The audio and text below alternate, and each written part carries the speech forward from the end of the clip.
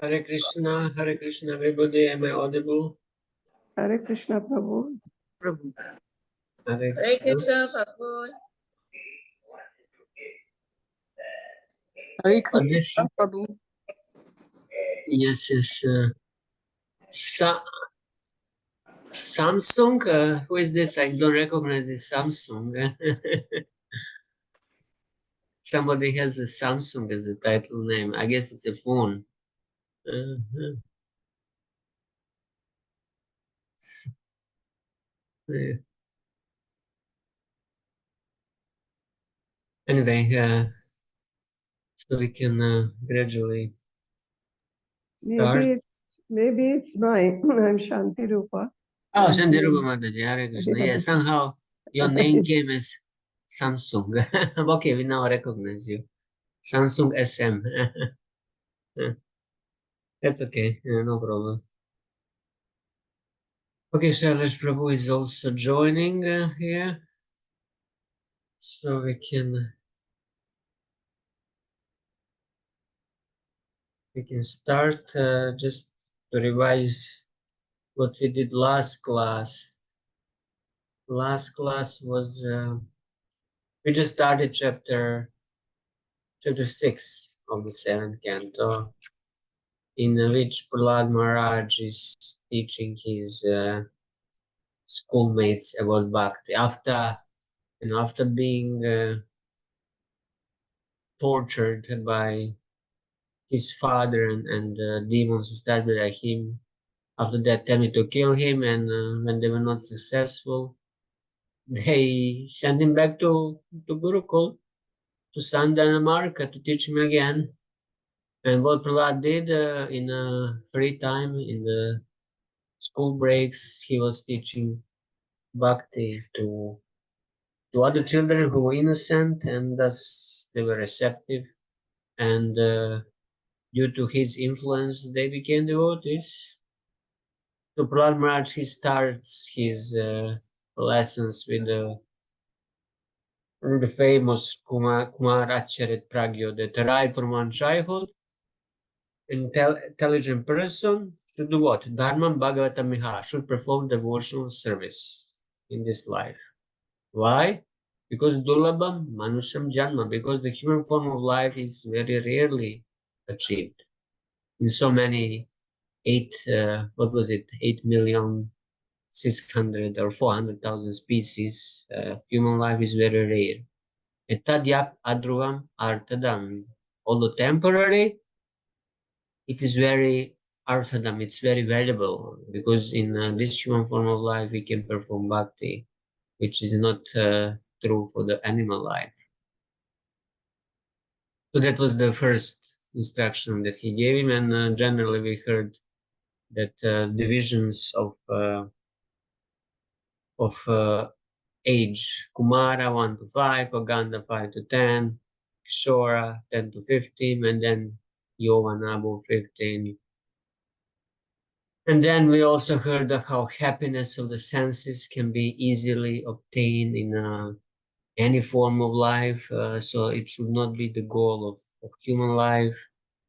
And then one should not endeavor for material happiness, because it's just taking away one's lifespan.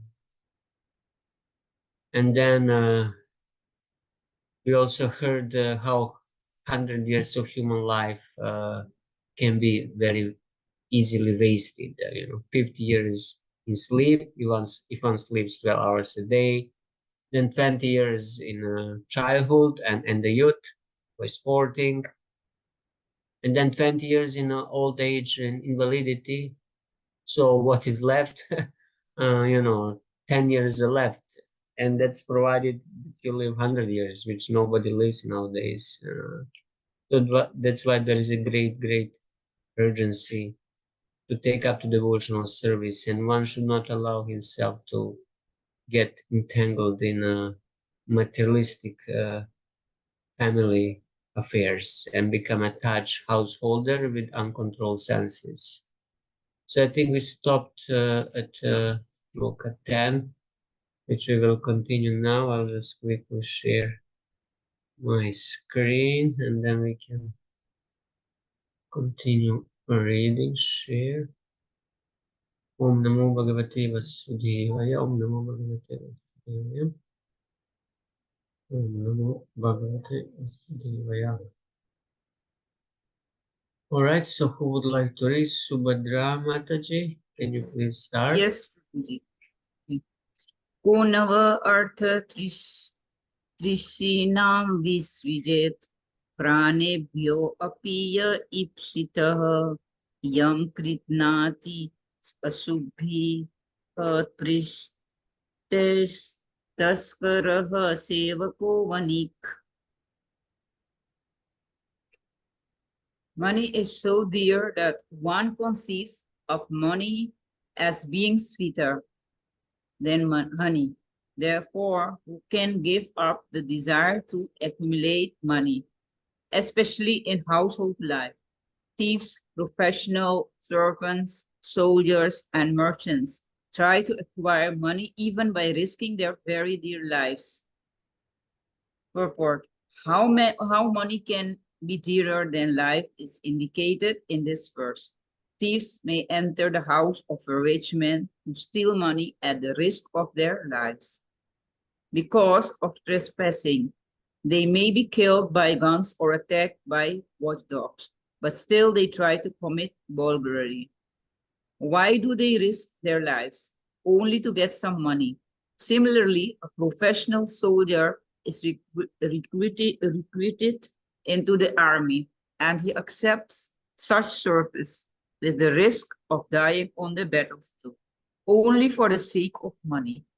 In the same way, merchants go from one country to another on boats at the risk of their lives, or they dive into the water of the sea to collect pearls and valuable gems. Thus, it is practically proved, and everyone will admit that money is sweeter than honey. One may risk everything to acquire money, and this is especially true of rich men who are too attached to household life. Formerly, of course, Vaishyas everywhere but the Sudras were trained in the Gurukul to adhere to a life of renunciation and sense control by practicing household life. There have consequently been many instances in which great kings and emperors have given up household life. Although they were extremely opulent and were the masters of kingdoms, they could give up all their possessions because they were trained early as brahmacharis. Prahlad Maharaj's advice is therefore very appropriate. Kaumaram acharit pragyo dharman bhagavatan iha durlabham manusam janma tat api adruvam arthadam. One who is sufficiently intelligent should use the human form of body from the very beginning of life. In other words, from the tender age of childhood to practice the activities of devotional service, giving up all other engagements. The human body is most rarely achieved, and although temporary like other bodies, it is meaningful because in human life one can perform devotional service.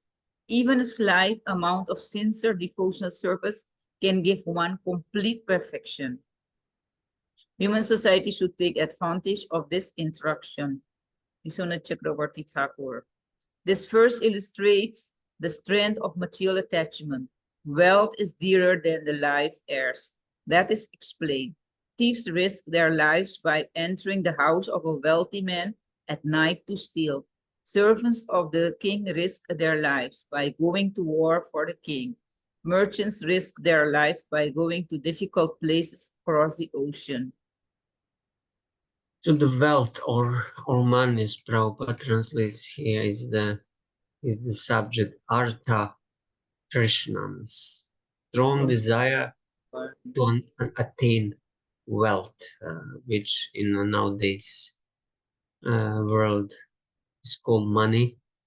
It used to be, gold coins in some some hundreds of years ago in the past, now it became a paper currency, which is not really based on anything valuable that governments can print until the economy crashes and the money loses its value.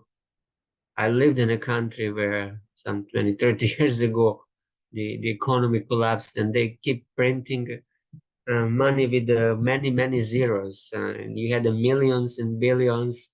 In the morning, it would be worth something. In the evening, already had no value. So it was just completely, useless sort of money. The money has to have some real basis of value. But if you look how much the whole modern civilization is centered around money, that everything is going around money. Everybody is just working so hard just to earn money in order to to enjoy, and we need money to to live and to do anything in this world. So how can we live without money? But it should not be the goal of life. So this is where the modern civilization is completely misguided. They teach big economic theories, uh, but they have no clue about the science of the soul, as Prahlad Maharaj is trying to teach here. Yeah, is there anything anybody would like to share here on this topic? Money, money, money. There was when I was a young Beatles, the band had a song which was called like that, money, money. This is all I remember. The refrain was money, money, money. Yeah, thieves is ready to risk. Everybody's ready to risk their lives for money. And in Jaiva Dharma, there is a Bhaktivinoda Thakur gives a story of an old man and his wife. They were saving through all their life and managed to save a lot of money, but then their children managed to send them off and steal their money. So they were left without any money at old age. And then they had to surrender to Krishna and take shelter of sadhus and to live simply. Yeah, the point is not to remain attached to money to the end of one's life. We all want to, secure ourselves, secure our children, have a big bank accounts and balances, and then we can hopefully retire with some crores in the account. And how much actually we need, it's really very subjective. Some people say, oh, maybe 1 crore will be sufficient. For some people, 10 crores is not sufficient. For others, 100 crores are not sufficient. Still, they feel that they need more and more because who knows what can happen. But in this way, we are taking shelter in money, in that wealth, which is very unsteady. Lakshmi without Narayan is called Chanchala. So it will stay with us only if we engage it in the service of Narayan, in the service of Krishna. Otherwise, it will not stay very long. Okay, this is all I can think of this. Okay, who's next? Chatur Mataji, can you please continue if you're there? Yeah. Katan priyaya anukam pitaya sangan rasha sangan rahashan ruchiran cha manchan shuhishu tat sneha sita sishu nam kala sharanan anuratachitaha puchan smaran stha duhichit hridaya rachan swas shriva pitaracho tino Griham mano jnoru paricha tanscha riktischa gurya pashu vitya vagan Tyajetas causes crit dive hermanaha kamani loba avichipta kamaha opashat opatyajevan bahumanyanmanaha katan virajeta duranta moha. Translation: how can a person who is most affectionate to his family, the core of his heart, being always filled with their pictures, give up their association? Specifically, a wife is always very kind and sympathetic and always pleases her husband in a solitary place. Who could give up the association of such a dear and affectionate wife? Small children talk in broken language, very pleasing to hear, and their affectionate father always thinks of their sweet words. How could he give up their association? One's elderly parents and one's sons and daughters are also very dear. The daughter is especially dear to her father, and while living at her husband's house, she is always in his mind. Who can give up that association? Aside from this, in household affairs, there are many decorative items of household furniture, and there are also animals and servants who could give us such comforts. The attached householder is like a steel wall, which weaves a cocoon in which it becomes imprisoned, unable to get out. Simply for the satisfaction of two important senses, the genitals and the tongue, one is bound by material conditions. How can one escape? Purport. In household affairs, the first attraction is the beautiful and pleasing wife, who increases household attraction more and more. One enjoys his life with two prominent sense organs, namely the tongue and the genitals. The wife speaks very sweetly. This is certainly an attraction. Then she prepares very palatable foods to satisfy the tongue. And when the tongue is satisfied, one gains strength in the other sense organs, especially the genitals. Thus, the wife gives pleasure in sexual intercourse. Household life means sex life. Yametunadi Grehamedi Shuhanhi Chen. This is encouraging by the tongue. Then there are children. The baby gives pleasures by speaking sweet words in broken language. And when the sons and daughters are grown up, one becomes involved in their education and marriage. Then there are one's own father and mother to be taken care of, and one also becomes concerned with the social atmosphere and with pleasing his brothers and sisters. A man becomes increasingly entangled in household affairs, so much so that living them becomes almost impossible. Thus, the household becomes Grihan Antakupan, a dark well into which the man has fallen.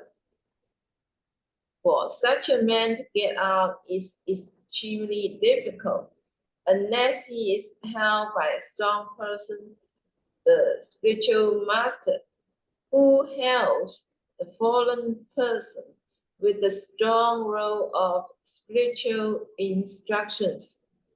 The fallen person should take advantage of this role, and then the spiritual master or the Supreme Personality of Godhead Krishna will take him out of the dark well. Vishwanatha Chakravarti Thakur.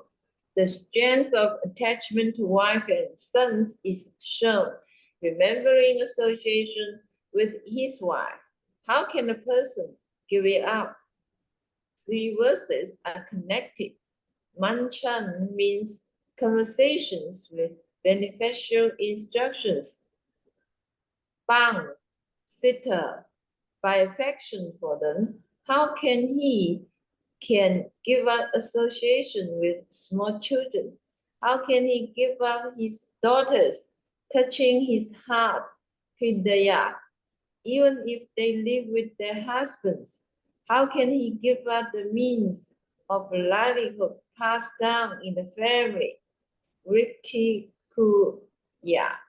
Just as the silkworm makes its cocoon without making a door to get out and thus dies, so a person giving great importance to happiness of the genital and the tongue performs actions and binds himself up with no escape.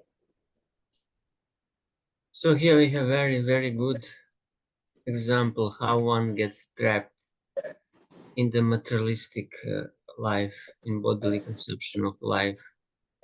And what is that is most binding in the family life? Well, it starts with the wife and children and relatives and everything else that goes together with it. Yeah, but the attraction between man and woman, this is the force that starts everything, and then from that everything else expands. So the wife speaks very sweetly, but I don't know nowadays. Maybe in the past, uh,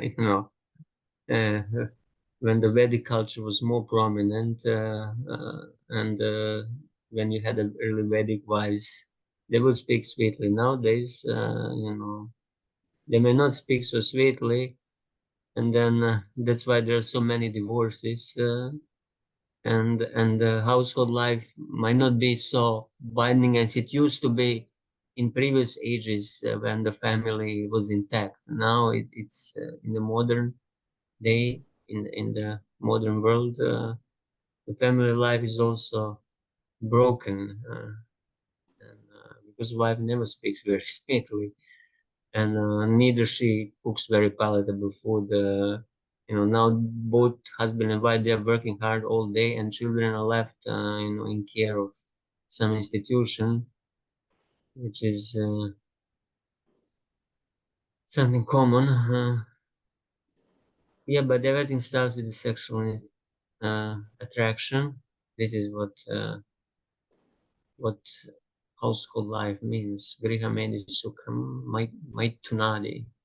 Grihamedi Sukham is very significant, but this is what binds the family together, and the result, the children, and they are very, the parents are very much attached to them, and how can they give them up? So the third family man, he remains till the end of his life, and he's at the deathbed. He's absorbed in thoughts of his wife and children and relatives and his money and job. So that's why Vedic civilization is very clear. One must take one must take vanaprastha at the age of 50, which is halfway through towards the end of life. If the lifespan is 100 years, already at age of 50, ideally one should wind up family affairs. By that time, children are supposed to be already grown up and able to take care of themselves.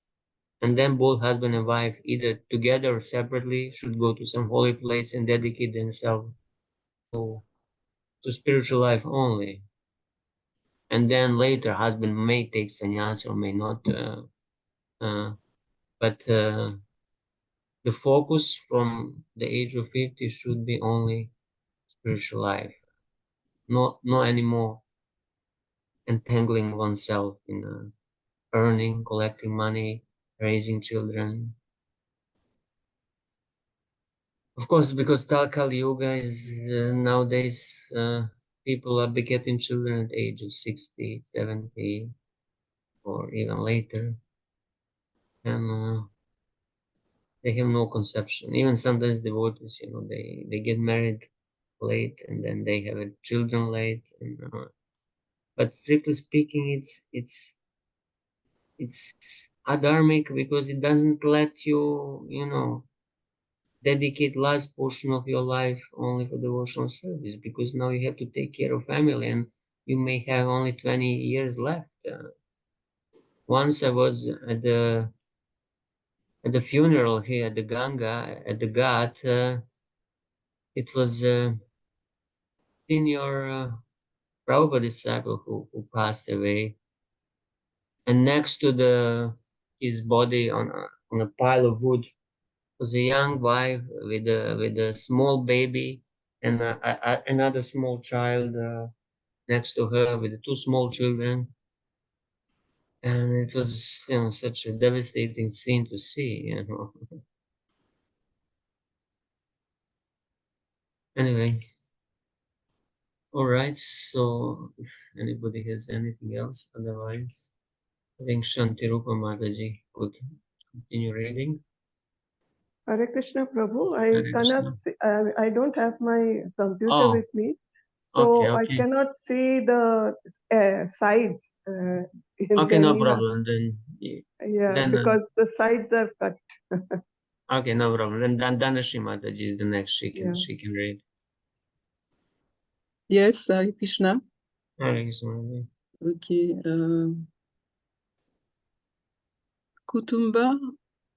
Kutumba posaya via nijayu nabudyate ritam vihatam pamataha sarvatra tapa traya dukidhatma nividyate na swa kutumba ramaha.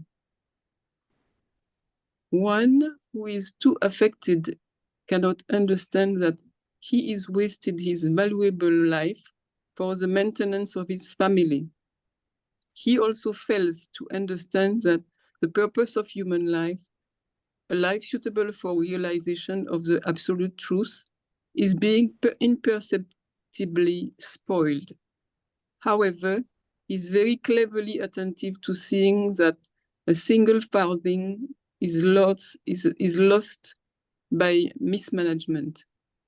Thus, although an attached person in material existence always suffers from threefold miseries, he does not develop a distaste for the way of material existence. A foolish man does not understand the values of human life, nor does he understand how he is wasting his valuable life simply for the maintenance of his family members. He is expert in calculating the loss of pounds, shillings, and pence, but he is so foolish that he does not know how much money he is losing, even according to material considerations.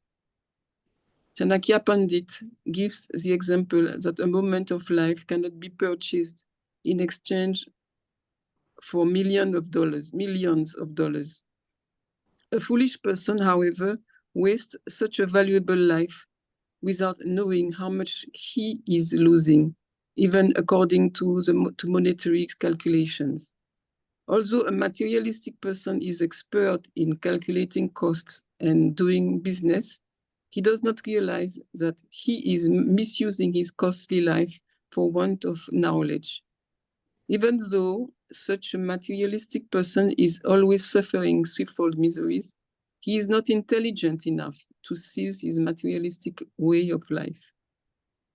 Vishwanath Chakravarti Thakur, he does not understand that his lifespan is dwindling and the goal of human life is lost. He is only aware of running out of cakes. However, he does not regret this. This is the mentality of foolish person, materialistic person who just has no conception what he should do. He doesn't know that his life is coming to an end, and then he should forget about all these things and focus and become spiritually active. But sometimes even we as devotees also could be affected by similar mentality, not really being serious, although we are not young anymore. I I got to know just a couple of years back a devotee who was already in his, I think, 60s. He retired. He retired, but he still thought that he cannot just rely on his pension because it's, although it was enough actually. He had apartment and everything. The children were already married. The daughter had a good job, but still he thought he needs to do something. He cannot just chant all day and read all day. It's just not for him. So he was teaching others how to do stock market trading because this is what he was doing previously. So he had a replica school and 10 devotees were coming to him trying to learn this stock market trading. But somehow many of them, they were not successful and they were losing money. But then what happened? One night he just had a heart attack and he passed away.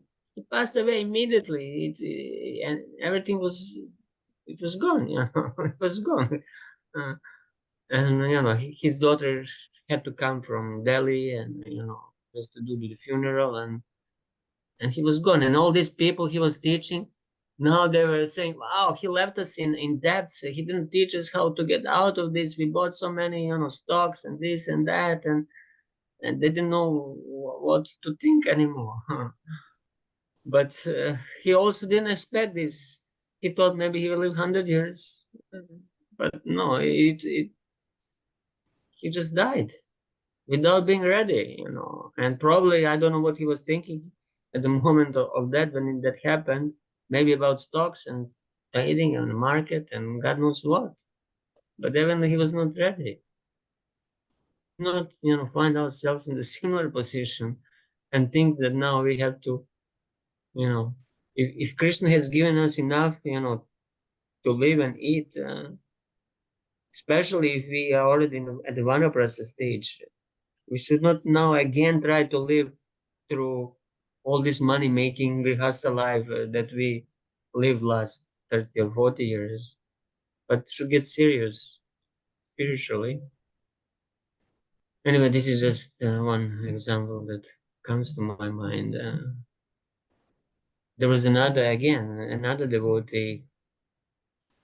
He was still young, actually, maybe in his 30s, late 30s. And he was very active on social media. He had a big YouTube channel and a lot of following and a wife and a child, and he had many plans to expand his YouTube preaching influence, whatever he was doing. But then there was a car accident and he passed away. And then his wife was left with the child, and she was saying, "Oh, how could this happen? He was not ready. He never expected this. He had so many plans. I know that he was not ready." Yeah, it can happen anytime, even at a young age. I want to speak about the old age. Old age is a warning that it's coming, it's approaching. We need to get serious. We have no time. And now there is I already mentioned that sudden death syndrome, that a lot of young people, especially since COVID, they are passing away suddenly from a stroke, from heart attack, from this, from that, from so many reasons. They're just passing away. Never previously, those who are in their 20s or 30s would pass randomly as nowadays they are passing away. So there is no guarantee how long we will live.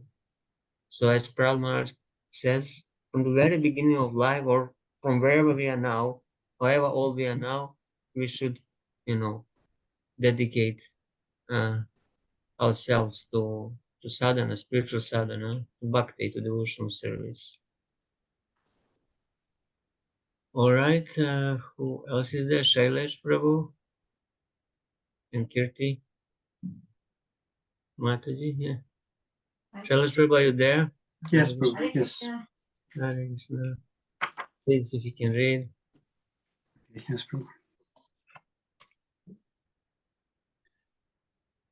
Viteshu nitya bhavi niveshta cheta vidvamscha dosham paravita harutu pretaya vakhayapi ajitendriyastad asanta kamo harate kutumbi.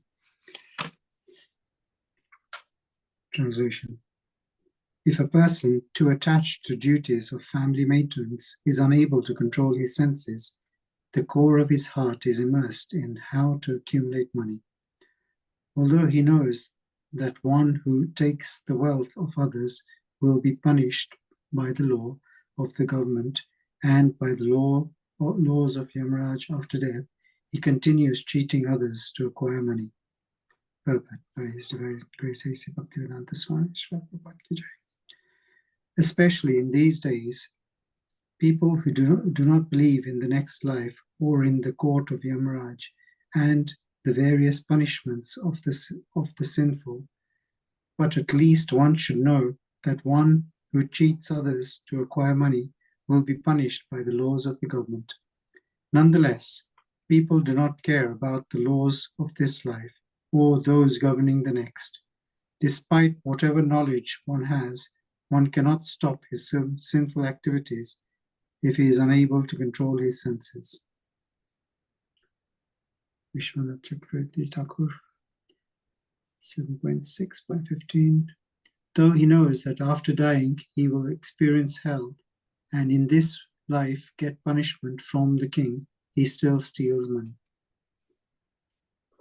This tendency, to cheat and steal is so deeply, rooted in the heart of conditioning entity that it's very difficult to overcome. Even if one is a devotee and he might be, influenced by these tendencies. ISKCON is a big organization, and nowadays there is a lot of money.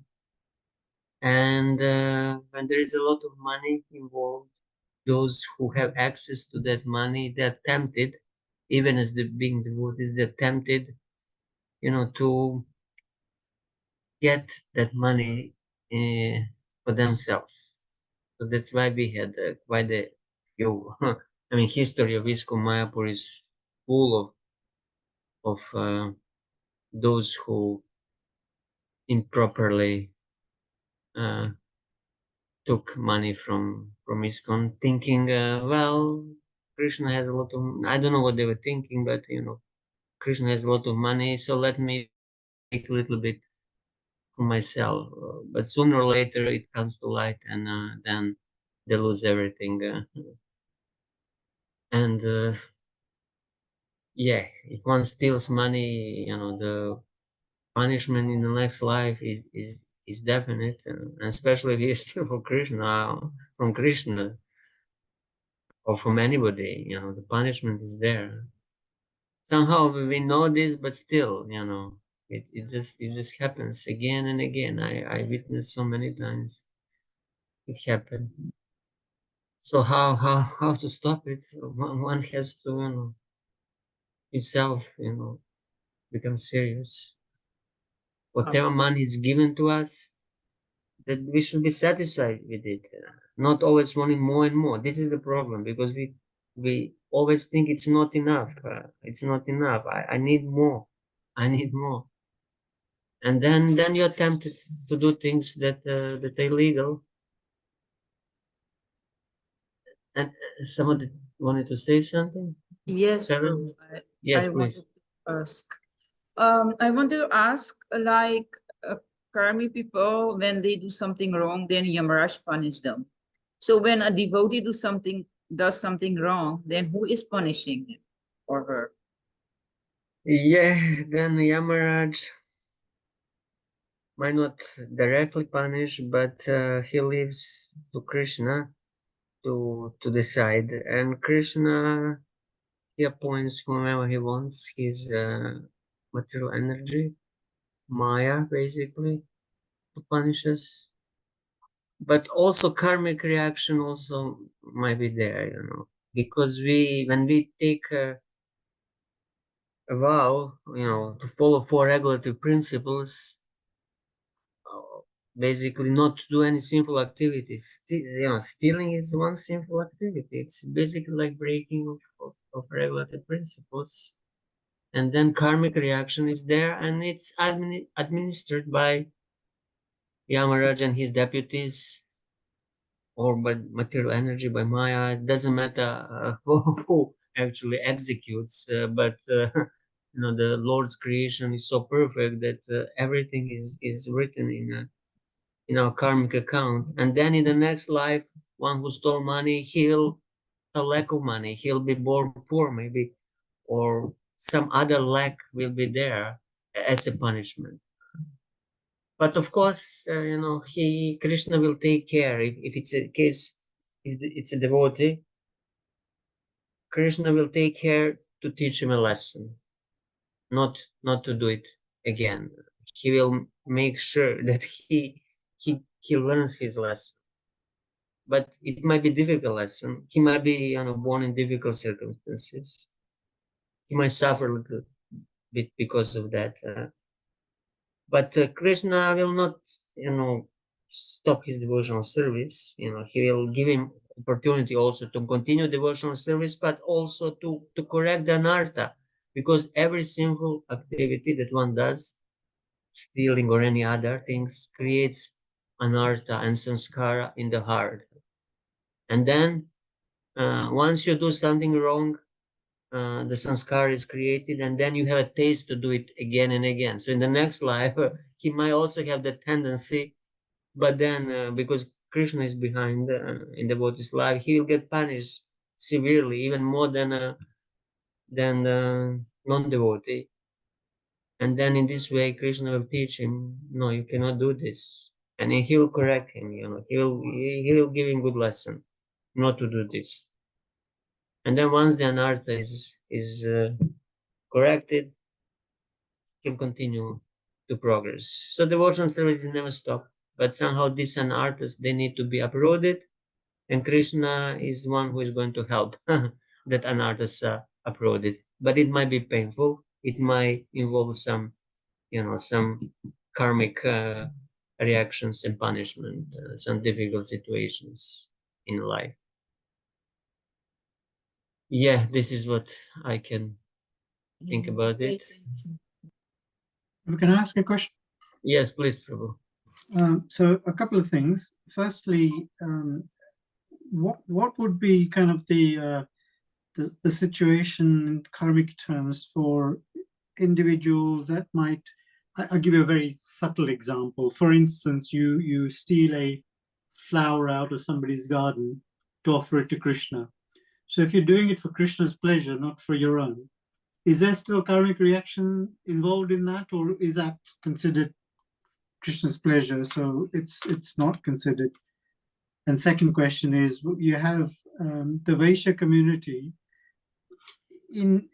by and large has to by one form or another engage in subtle forms of cheating or deception, if that's what you like to call it. A salesman in a shop is always going to oversell the product to make a larger profit. So in a form, he's cheating the customer to buy something he doesn't want, or to charge more than perhaps he should. It's because he has to make a profit.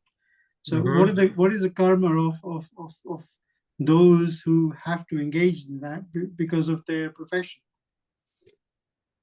Okay, let's first deal with that first example of stealing flower for Krishna for somebody's garden. Well, actually, yeah, in the early days, sometimes devotees, they would do these things.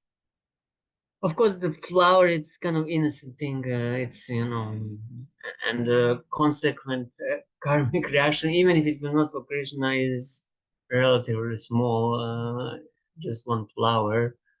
But if it would be something big, I don't think Krishna is really pleased with that. And there were some devotees in Did early. Prabhupada not say in the early days that to take money from rich people by hook or crook is for Krishna's pleasure, for building temples, etc.? It is not considered a sinful activity. I mean, he kind of, because there was in earlier days there was quite a lot of aggressive, preaching is the wrong word, but trying to get money from wealthy individuals to donate. And then there was somebody who came to him who had acquired money through illegal means. Yeah. And Prabhupada said, if you donate to Krishna, then you will not get the reaction of that. So presumably, if the corollary to that is that if one's accumulated wealth by means of sinful activity, but if you use it for Krishna's purposes, then there is a redemption to that without having to go through. I'm asking the question, bro. Yeah, that's correct. If you give it to Krishna, there is a redemption, but you need to be authorized by somebody to do this. So in this case, it was, it's common knowledge of history of ISKCON that Guru Kripa, that time Swami, he had some business in Japan. They were stealing watches and selling and this and that, but he brought a lot of money to Prabhupada for building Krishna Balaram Mandir, and Prabhupada took it, but he didn't really approve the way of getting that money, but because he needed that money and he could purify it by building a temple for Krishna, he took it. But he told Guru Kripa clearly, once I'm gone, when I pass away, please stop this. Please stop this. Otherwise you'll get in trouble. But Guru Kripa didn't listen, and he got in trouble, and he ended up in jail for some time. So yeah, if the pure representative of Krishna is there who will accept that and engage really in Krishna's service as Prabhupada, then it can be redemptive. You can be excused. But if you're just doing it on your own without really being authorized by any higher authority, who can really engage in that service, and you're thinking, I'm going to engage in Krishna's service, the question is whether Krishna is going to accept that sort of money or not. If you are really pure and you really have a strong desire to please Krishna, then it might pass. Then Krishna might accept. But if you're thinking, oh, I'm doing this for Krishna, but actually, subtly you're desiring something from yourself from that.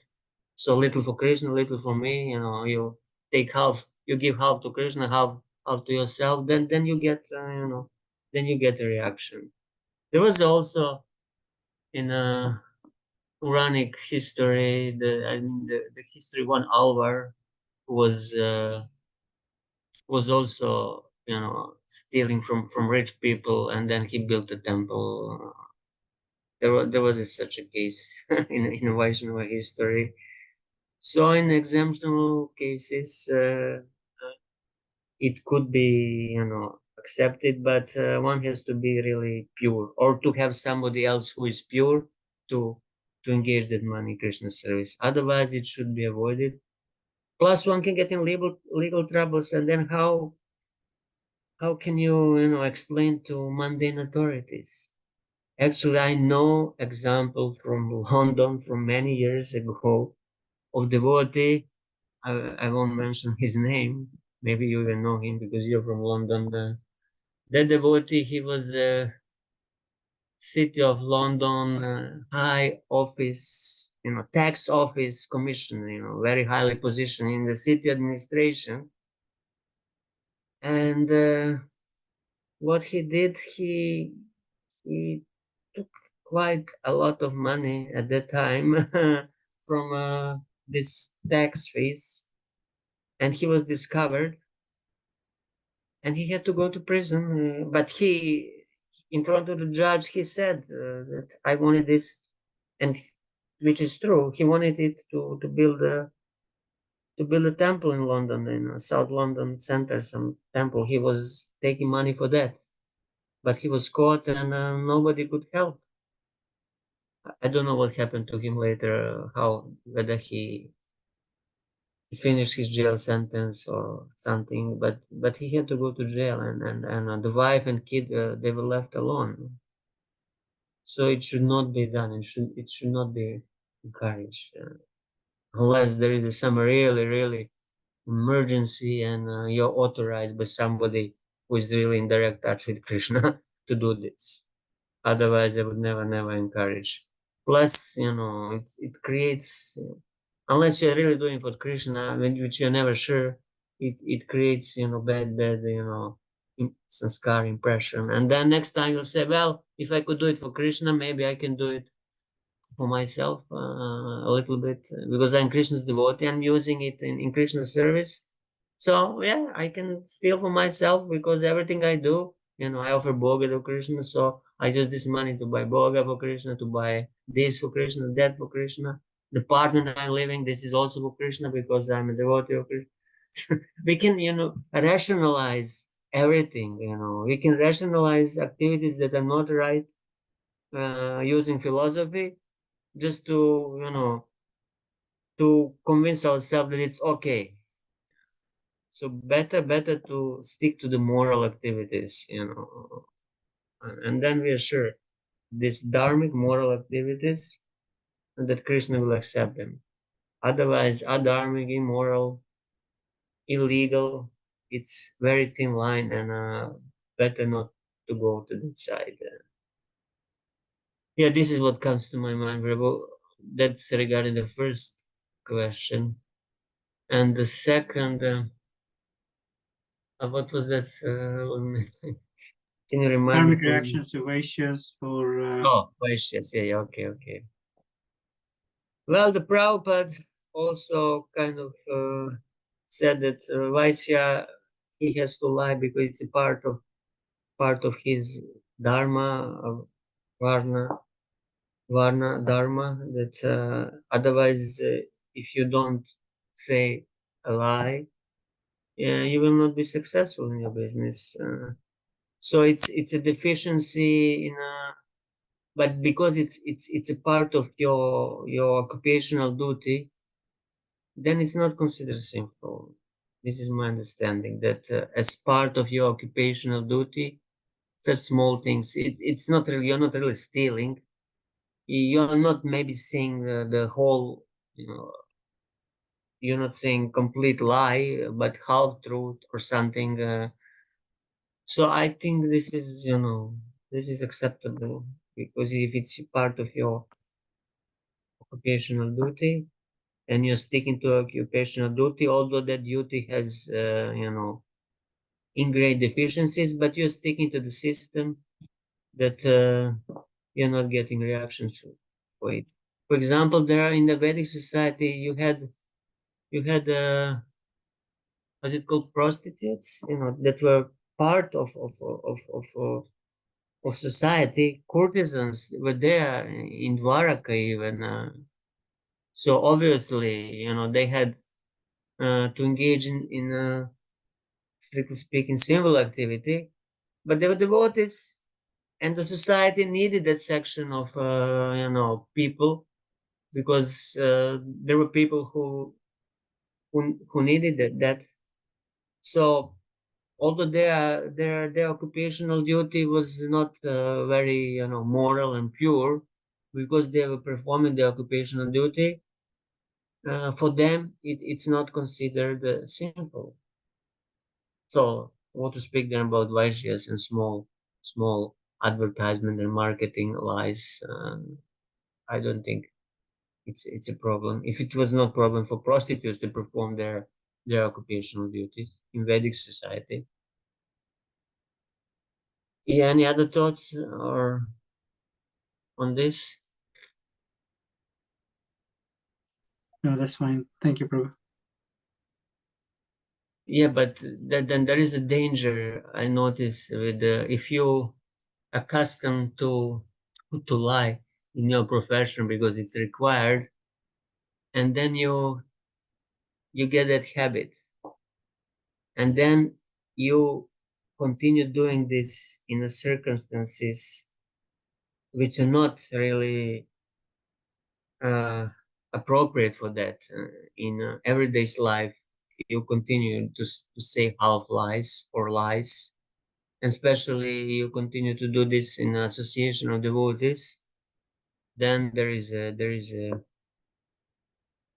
reaction, and it's not correct. So one has to be strictly, to make a line where and for what this can be used, and to be very conscious of it.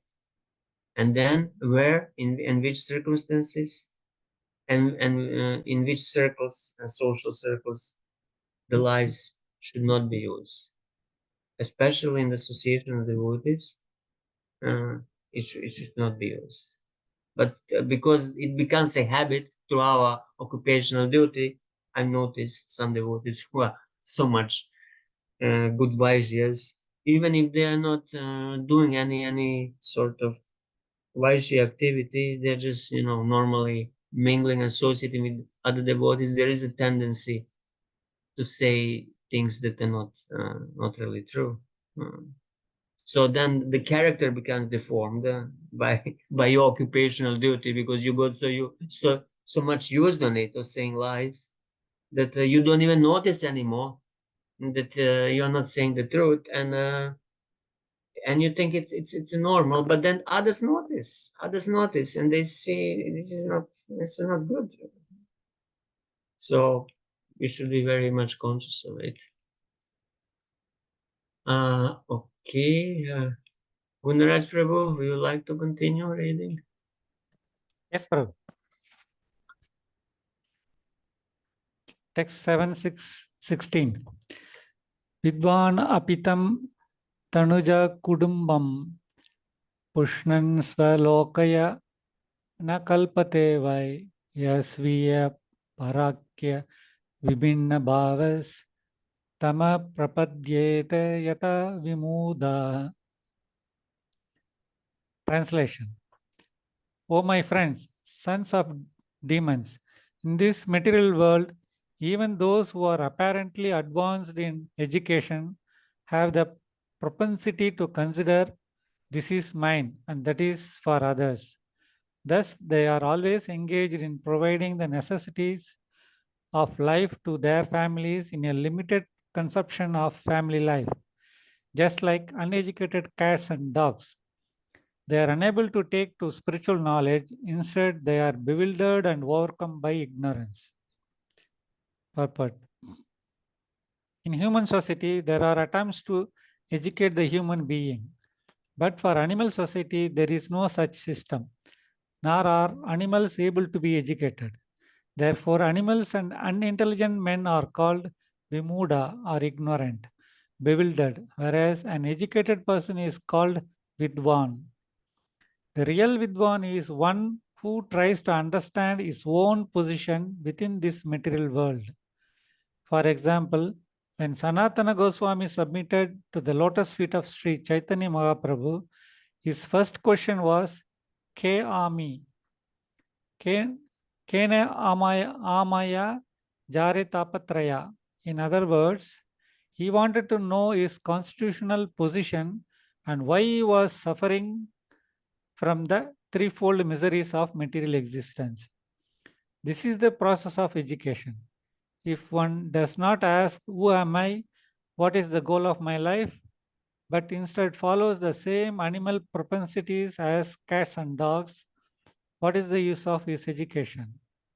As discussed in the previous verse, a living being is entrapped by his fruitive activities, exactly like a silkworm trapped in its own cocoon.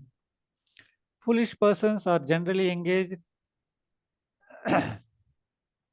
by their fruitive actions, karma, because of a strong desire to enjoy this material world. Such attracted persons become involved in society, community, and nation and waste their time not having profited from having obtained human forms. Especially in this age, Kali Yuga, great leaders, politicians, philosophers, and scientists are all engaged in foolish activities, thinking this is mine and this is yours. The scientists invent nuclear weapons and collaborate with big leaders to protect the interest of their own nation or society. In this verse, however, it is clearly stated that despite their so called advanced knowledge, they actually have the same mentality as cats and dogs. As cats and dogs and other animals, not knowing their true interest in life, become increasingly involved in ignorance. The so called educated person who does not know his own self interest or the true goal of life becomes increasingly involved in materialism. Therefore, Prahlad Maharaja advises everyone to follow the principles of Varnashrama Dharma. Specifically, at a certain point, one must give up family life and take to the renounced order of life to cultivate spiritual knowledge and thus become liberated. This is further discussed in the following verses. Vishwanath Chakravarti Thakur comments, though he knows scripture, Vidvanapi, he is incapable of contemplating about himself, Svalokaya. Like a fool, he cannot consider, who am I? What should I do? And this is, he gives example of somebody who knows scripture, but nowadays nobody knows scripture, you know.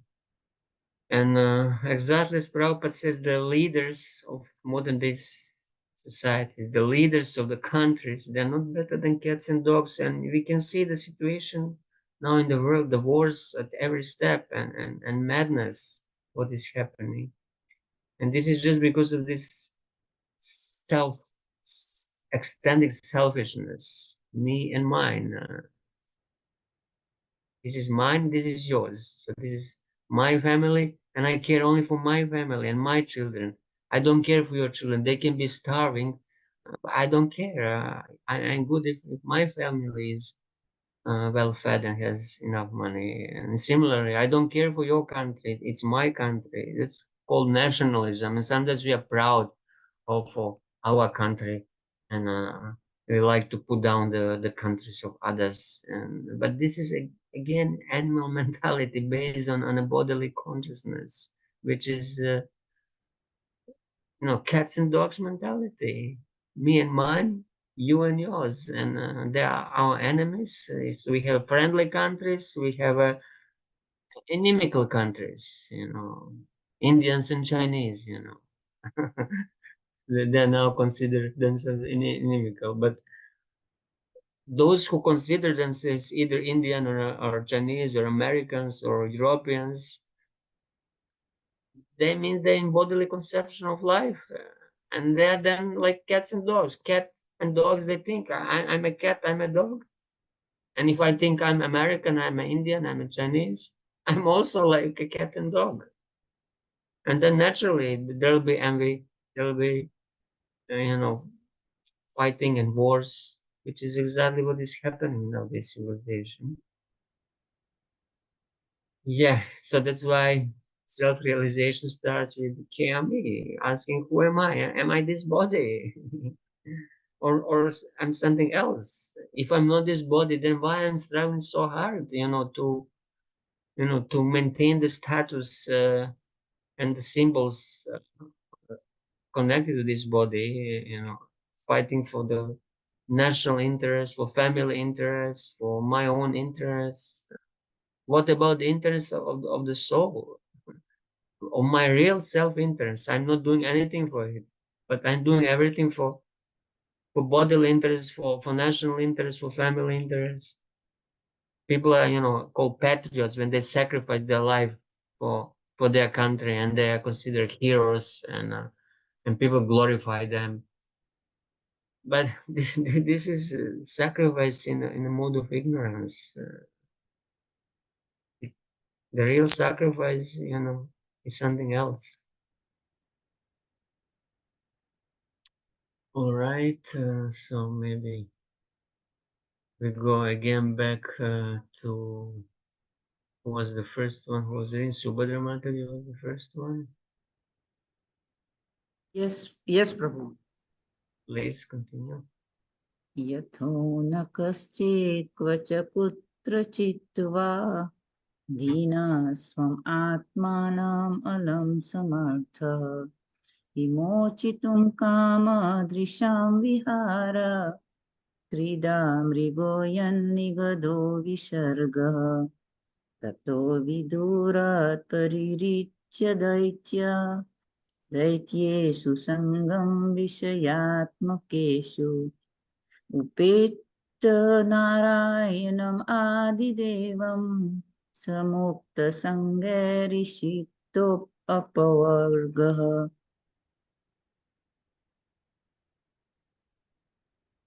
My dear friends, O son of the demons, it is certain that no one bereft of knowledge of the Supreme Personality of Godhead has been able to liberate himself from material bondage at any time or in any country. Rather, those bereft of knowledge of the Lord are bound by the material laws. They are factually addicted to sense gratification, and their target is women.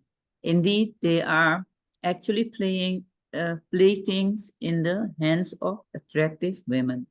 Victimized by such a conception of life, they become surrounded by children, grandchildren, and great-grandchildren, and thus they are shackled to material bondage. Those who are very much addicted to this conception of life are called demons. Therefore, although you are sons of demons, keep aloof from such persons and take shelter of the Supreme Personality of Godhead, Narayan, the origin of all the demigods, because the ultimate goal for the devotees of Narayan is liberation from the bondage of material existence. Purport.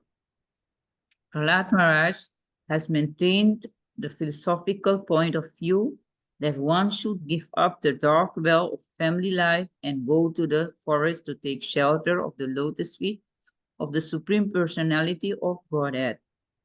Hitvatma patam griham andakupam vanam gato yat dharim ashrayeta. In this verse also, he stressed the same point.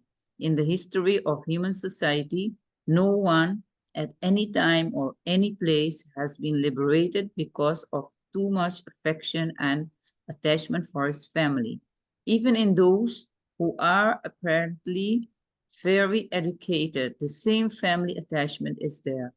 They can't give up the association of their families, even in old age or invalidity, or they are attached to sense enjoyment. As we have several times discussed, yen maithun adi griha medhi sukham hi tucham. Srimad Bhagavatam 7:9.45. So-called householders are simply attracted by sexual enjoyment.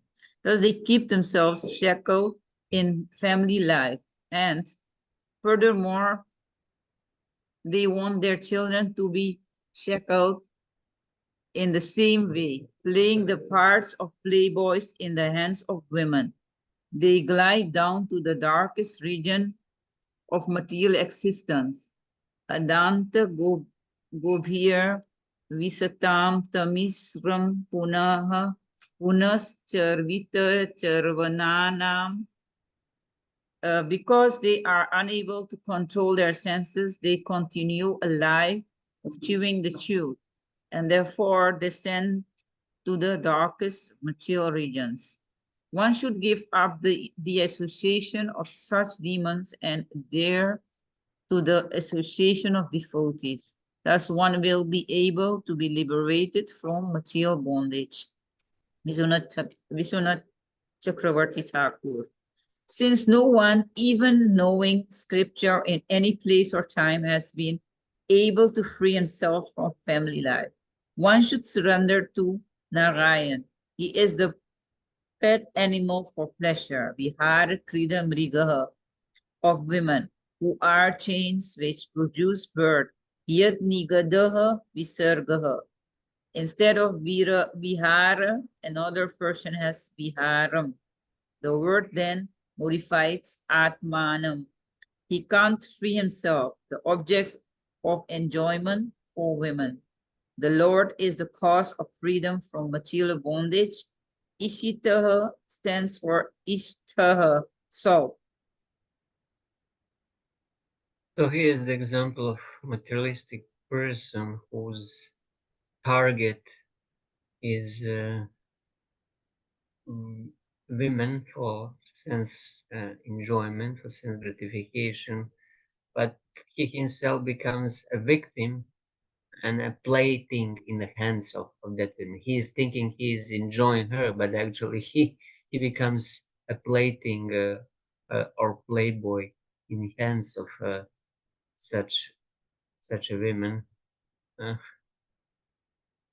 Recently, there was some scandal of some highly positioned German politician who was visiting Africa, and there she was meeting a playboy, and then it became public and a big scandal.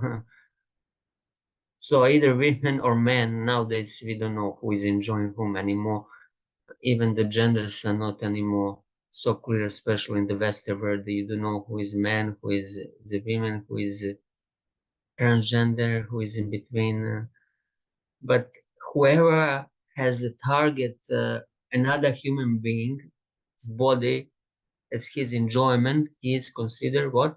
A demon. As Prabhupada says here, he is considered a demon, asura. He wants to enjoy another person's body, whether it's a man's body or woman's body.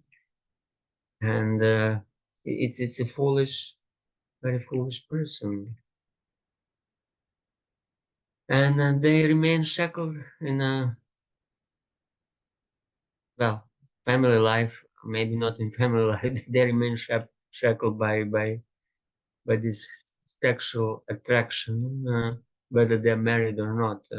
There are many people nowadays who are enjoying sex life without being married, which is even worse and which was unimaginable in previous ages, where at least they were properly married and they enjoyed within the wedlocks, within the marriage. But nowadays in Kali Yuga, even that is not anymore very strictly there. In either case, one is enslaved by his uncontrolled senses and becomes a plaything in the hands of Maya, in the form of women or in the form of man, or whatever the form Maya takes for him. But Maya is in his heart, actually, in his demoniac desire to enjoy others. All right, who is the next? Dhanashree Mataji? Yes, Prabhu, I am ready to read. Nahi Ashutam Vinayato Bhagayasu Suratma Jaha Atmavat Sarvabhutanam Siddhavad Hiya Sarvataha. My dear sons of demons, the Supreme Personality of Godhead, Narayana, is the original Supersoul, the father of all living entities. Consequently, there are no impediment to pleasing him or worshipping him under any conditions. whether one be a child or an old man.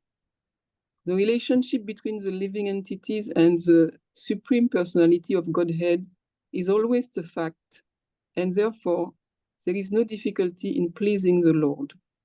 Purport by Srila Prabhupada. One may ask, one is certainly very attached to family life, but if one gives up family life to be attached to the service of the Lord, one must undergo the same endeavor and trouble.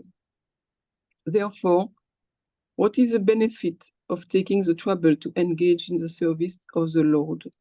This is not a valid objection. The Lord asserts in Bhagavad Gita 14.4, Sarvayonishu Kuteya Mutaya Sambhavanti Ya Tasambhama Mahadyonir Aham Bija Pradaha Pita. It should be understood that all species of life, O son of Kunti, are made possible by birth in this material nature, and that I am the seed-giving father. The Supreme Lord Narayana is the seed-giving father of all living entities, because the living entities are part and parcels of the Supreme Lord. Mama Evamso Jiva Bhutaha 15.7. As there is no difficulty in establishing the intimate relationship between a father and son, there is no difficulty in re-establishing the natural intimate relationship between Narayana and the living entities. Swalpam apyasya dharmasya trayate mahato bayat. If one performs even very slight devotional service, Narayana is always ready to save one from the greatest danger. The definite example is Ajamila. Ajamila separated himself from the Supreme Personality of Godhead by performing many sinful activities and was condemned by Yamaraj to be very severely punished. But because at the time of death, he chanted the name of Narayana, although he was calling not for the Supreme Lord Narayana, but for his son named Narayana, he was saved from the hands of Yamaraj. Therefore, pleasing Narayana does not require as much endeavor as pleasing one's family, community, and nation. We have seen important political leaders killed for a slight discrepancy in their behavior. Therefore, pleasing one's society, family, community, and nation is extremely difficult. Pleasing Narayana, however, is not at all difficult. It is very easy. One's duty is to revive one's relationship with Narayana. A slight endeavor in this direction will make the attempt successful, whereas one will never be successful in pleasing his so-called family, society, and nation, even if one endeavors to sacrifice his life. The simple endeavor involved in the devotional service of Shravanam Kirtanam Vishnu, Srimad Bhagavatam 7.5.23, hearing and chanting the holy name of the Lord can make one successful in pleasing the Supreme Personality of Godhead. Sri Chaitanya Mahaprabhu has therefore bestowed his blessing by saying, Param Vijayate Sri Krishna Sankirtanam. All glories to Sri Krishna Sankirtanam. If one wants to derive the actual benefit from this human form, he must take to the chanting of the holy name of the Lord. Vishwanath Chakravarti Thakur, it is not a great endeavor to please the Lord by service. One also pleases the family by service.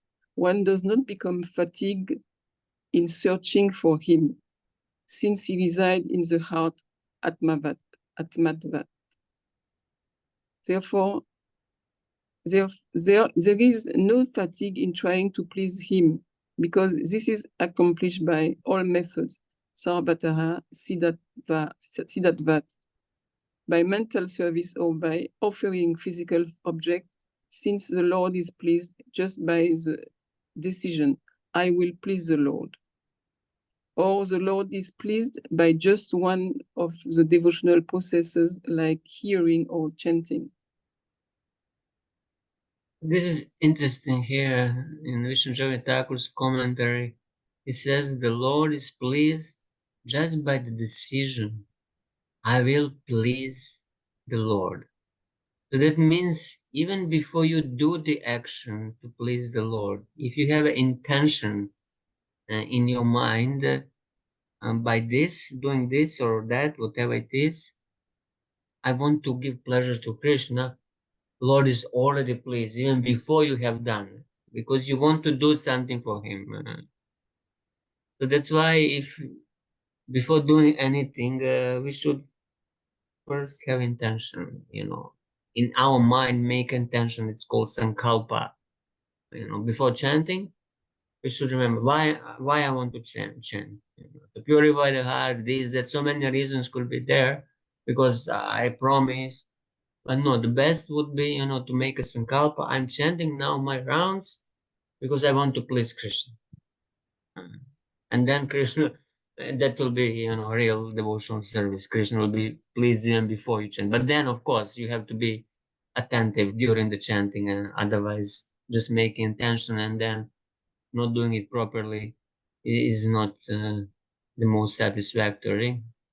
But the intention to please the Lord is the most important. And yeah, he can be much more easily pleased than your husband, wife, children, family, country, any. They're impossible to please. I mean, the family members, those who have them, they know how difficult it is to please them, to please the family members. But Krishna is much more easily pleased, Patram Pushpam Palanturam, just by offering him a small fruit or flower or leaf, he can be pleased. Who else can be pleased with such a simple offering? Others want money from you and this and that and so many things. But Krishna doesn't require, he doesn't really require big temples and this and that. He just wants our love. But in order for love to manifest, first we have to have proper, pure motivation, pure intention in whatever we do. Okay, now I want to cook, but I have to have intention. I want to cook for Krishna. I want to please Krishna by this cooking or whatever else we might be doing. And the most pleasing, the most easy way to please him is by, as Prabhupada says here, by Shravanam Kirtanam Vishnu. Just by hearing about him, what we are doing now, and speaking about him and chanting his holy name, he is pleased more than by anything else. So it's direct devotional service that has ability to please Krishna if it's done properly without offenses. I think in the Nectar of Devotion there is one passage where Krishna says when Draupadi chanted, when she called for him while was it Dushasana tried to disrobe her, and she called Govinda just by that one holy name that she called in desperation, asking Krishna for help. She pleased him so much that gratitude towards her in Krishna's heart is increasing, ever increasing, just by that calling in sincere, in sincere earnesty. All right, if anybody has anything on this, otherwise we continue. Was next Chatura Mataji. Yes. Can you please read? Yeah, text 22, text 20 to 23. Paravarishu Puteshu Ramantas Kawara Dikshu Bodhikeshu Vikareshu Bhute Swata Mahashucha Guneshu Guna Shanyecha Guna Yatikareta Ta Eka Eva Parohi Atma Bhagavan Isvaro Vidyaha Pratya Kama Swarupena Jistya Rupena Cha Swayam Vyapya Vyapaka Nidesho Ki Ani Desho Vikalpitaha Kevala Nupavananda Swarupaha Parameswaraha Mayayan Tahit Tesvarya Iyate Guna Sakaya. Translation: the Supreme Personality of Godhead, the Supreme Controller, who is infallible and indefatigable,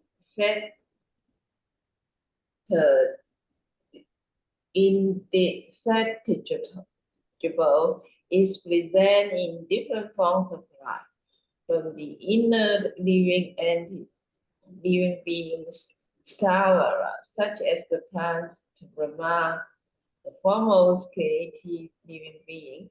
He is also present in the varieties of material creations and in the material elements.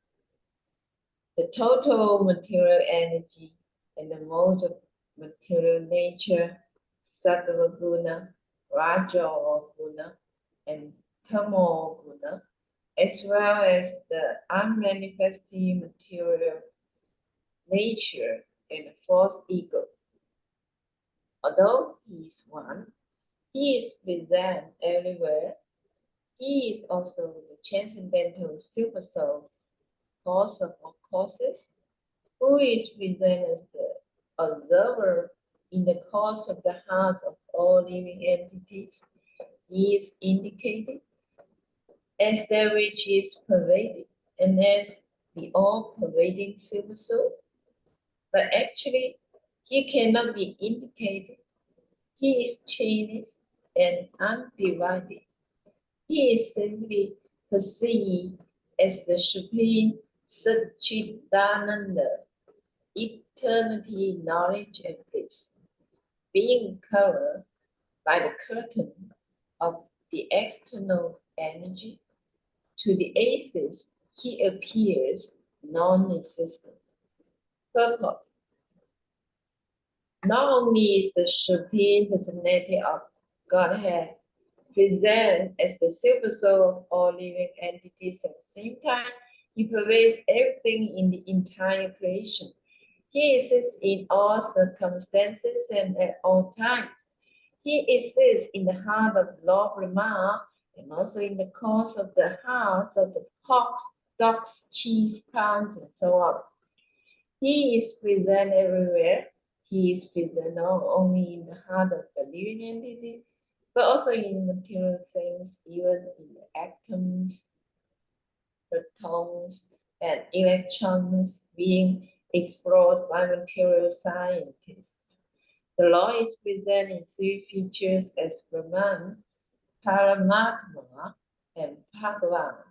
Because he is present everywhere, he is described as Savan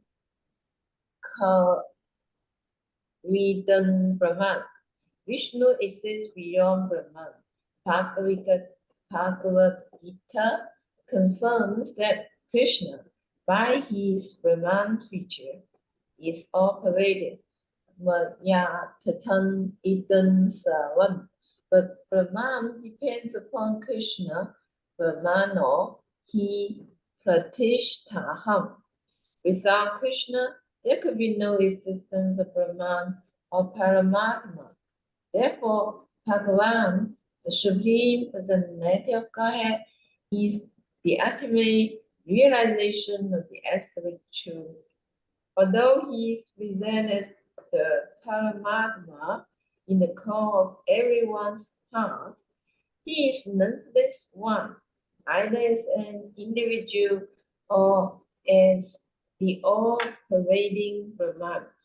The Supreme Cause is Krishna, and devotees who have surrendered to the Supreme Personality of Godhead can realize Him and His presence within the universe and within the atom.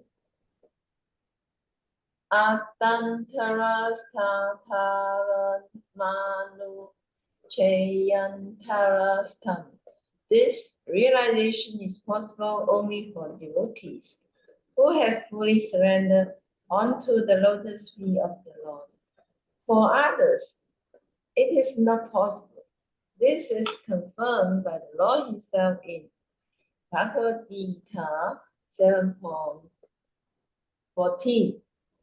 Devi hi esha punamayi mama maya durityaya man mevaya pradyante mayan metan tarantite. The process of surrender in a devotional attitude is accepted by fortunate living being. After wandering through many varieties of life on many planetary systems, when one comes to the real understanding of the absolute truth, by the grace of a devotee, one surrenders to the Supreme Personality of Godhead, as confirmed in Bhagavad Gita. Panunam janmanam ante jananavanma prapadyate. Prahlad Maharaj's class friends, who were born of deity families, thought that realizing the absolute truth was extremely difficult. Indeed, we have experienced that many people say this very thing. Actually, however, that is not so. The absolute, the Supreme Personality of Godhead is most intimately related to all living entities. Therefore, if one understands the Vaishnava philosophy, which explains how he is present everywhere and how he acts everywhere, to worship the Supreme Lord or to realize Him is not at all difficult. Realization of the law, however, is possible only in the association of devotees. Therefore, Sri Chaitanya Mahaprabhu, in his teachings to Rupa Goswami, said, CC Madhya 18.151. Brahmanda Pramite Konam Bhakyavanjiva Guru Krishna Prasade Paya Bhakti Latha Vijja.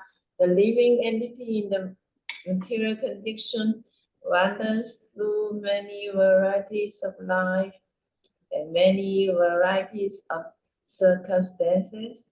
But if he comes in contact with a pure devotee and is intelligent enough to take instructions from the pure devotee regarding the process of devotional service, he can understand the Supreme Personality of Godhead, the origin of Brahman and Paramatma, without difficulty.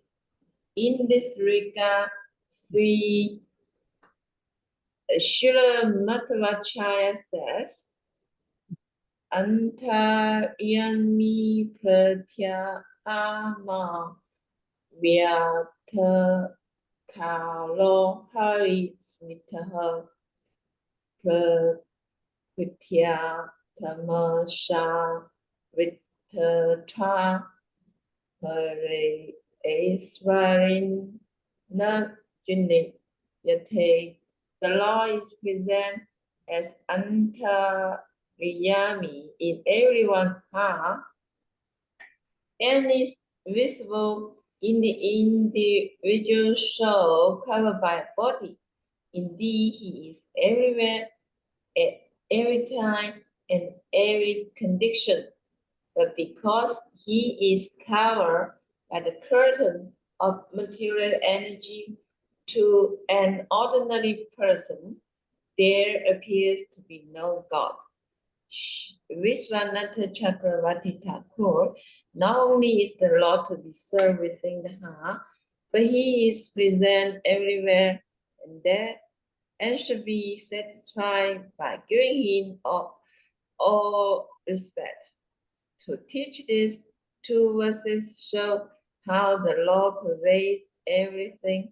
He is present in all excellent and inferior jivas, from Brahma to the plants. He is present in non-living objects such as pots, bodhikeshu, vicareshu, and in the 5 gross elements, mahashu, bhuteshu, in pradana, guna, samya, and in its transformations, such as the mahatattva, guna, vyatikare. He is different from Prakriti and its transformations.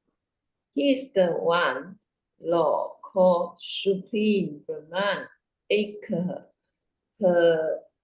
Paramatma, Atma, and Bhagavan. The word of the sentence is iyate in verse 23. He is without deterioration through all time. If the law is like this, then let this be defined. He is Atma within all jivas, Pratyagama, Paramatma. He is the pervader in that form, and as the visible universe, he is pervaded. Thus, he is specified as the pervader and the pervaded, but actually he cannot be specified. Though indefinable or invisible by different worshippers, he is manifested variously Vikalpita as Brahman, Paramatma, and Bhagavan. Still he is one form made of knowledge and bliss. Though he is manifest by the powers of arising from his Svarupa everywhere, by his power of ignorance, Maya, he seems to be without power, since it is impossible for the jiva to see him.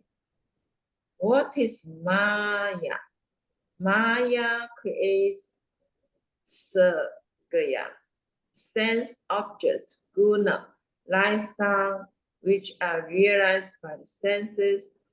Thus, sound and other sense objects are perceived, but not the Lord. Since the jiva's vision for seeing the Lord is covered over by avidya, a transformation of Maya, the Lord says, Devi hi esha guna mayi mama maya duritya.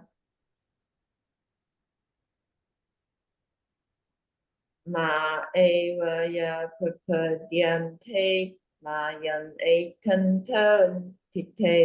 My Maya, made of the gunas, fit for Jiva's pleasure, is hard to surpass.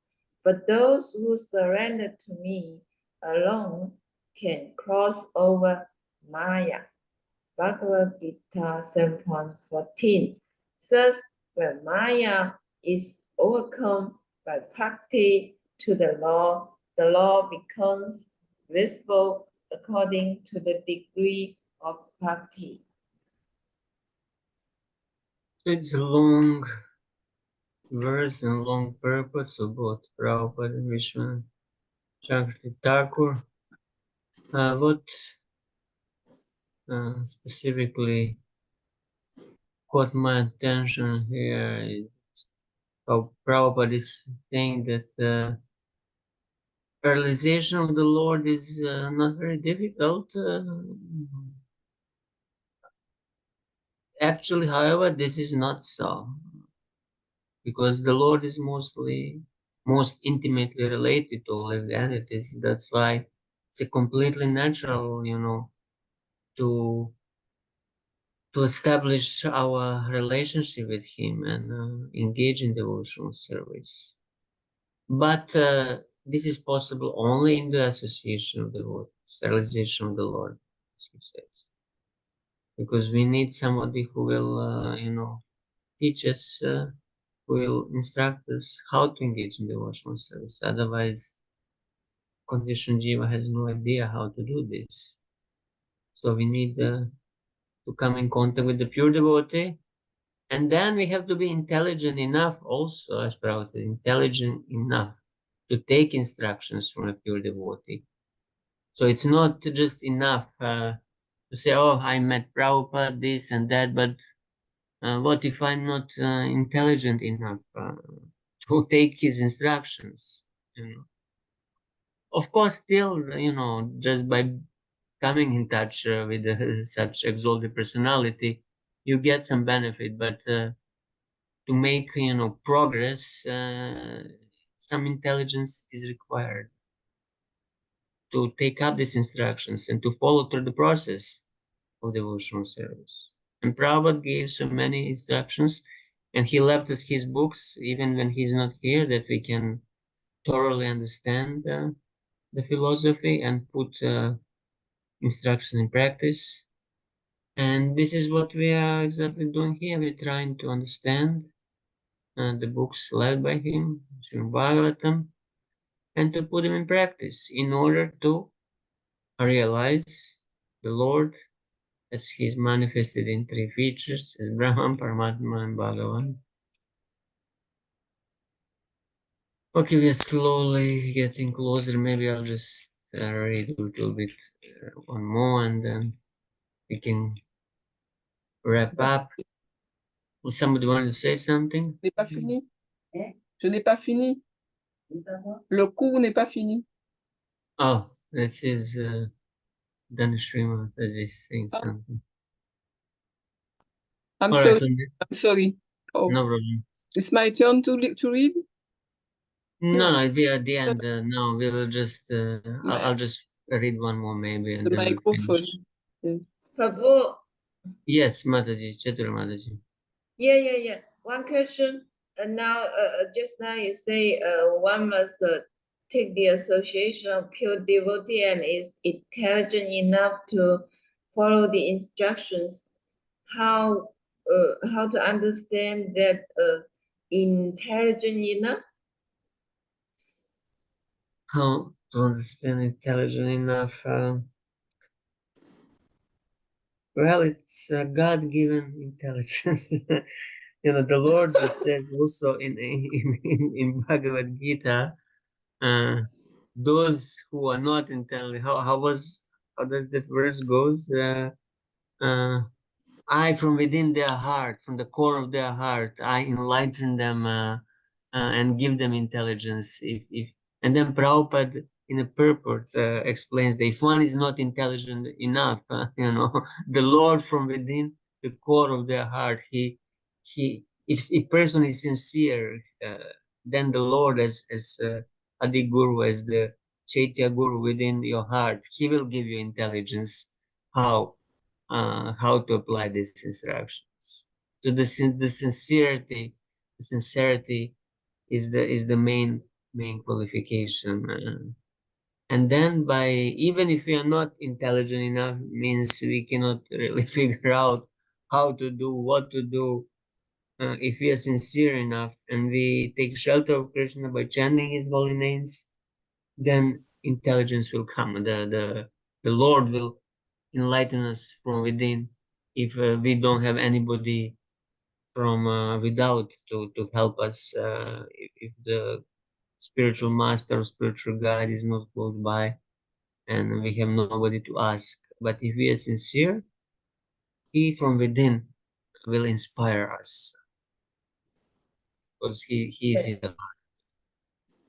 Yeah, Yeah. intelligence, it's a spiritual intelligence, but sometimes, people are accustomed to mechanical following. I was told, by guru this and that, and I'm doing it like this and that till end of life.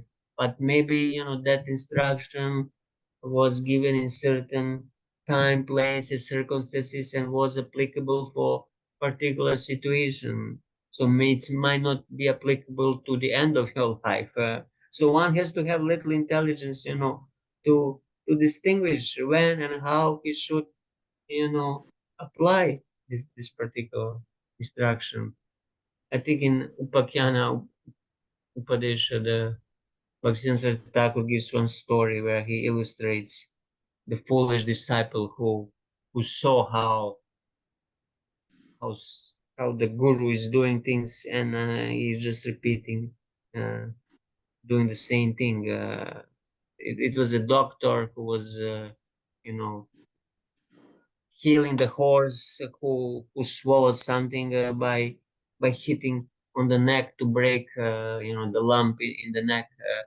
And then the disciple thought, well, yeah, this is the way how to heal. Just take a stick and hit the animal and beat him to death. But this is foolishness. It requires Mm. some intelligence. Yeah, yeah, yeah. Very good. Mm. All right, maybe we let me see how big this is. But it's kind of long, so I don't want to start here and stop here. I just want to discuss next. Well, because next Wednesday, if I saw properly, it's Radhashtami, and generally on Radhashtami we don't have class. Is this correct? You all might be busy in something. Can you give your availability? Is it Yes, but better we to have service on that Yeah, day. service here? So yeah, I yeah, think yeah, then next Wednesday we'll skip. yeah, You yeah. please No Yes. enjoy. class. Rathastami, no class, yeah? Yeah, no class at Radhashtami. Okay, that's good. That's good. Okay, then we'll meet again in 2 weeks and continue. Yeah, Prabhu, I still have one more question. Okay. Yeah, Rathastami is coming. And could you tell us something about Radharani's favorite food or things or something? Radharani's favorite food. What I remember, it was that. How was it? That plum chutney? Maybe I'm not really expert in preparations. Somehow, yeah, from my youth I remember that devotees used to say that she how was it called, the Radha Red something, there was in the name of that plum chutney. that, but Oh, but uh, but she accepts anything that is made with love. The most important ingredient is love and proper intention to please her and Krishna together. So if you want to please Krishna, Radha will be pleased, and if you want to please Radharani, Krishna will be pleased. So she is the compassionate nature of the Lord. Radharani and Krishna, they are not different. They are one in two, and sometimes they unite and become Lord Chaitanya. So any offering from the heart with the sincere desire to please the divine couple will be successful. So you can make whatever you like, but with the intention and desire to please Shrimati Radharani. Any sort of it can be even Chinese preparation. She will accept it. Doesn't need to Yeah, be strictly Indian. yeah, yeah. Okay, so I think we'll stop here. Thank you all very much, and see you in 2 weeks. Hare Thank you, Krishna. Prabhu. Hare Thank Krishna. you. Thank you very much. Hare Krishna. Thank you, Prabhu. Thank you. Hare Hare Krishna. Krishna. Hari Bol. Very well.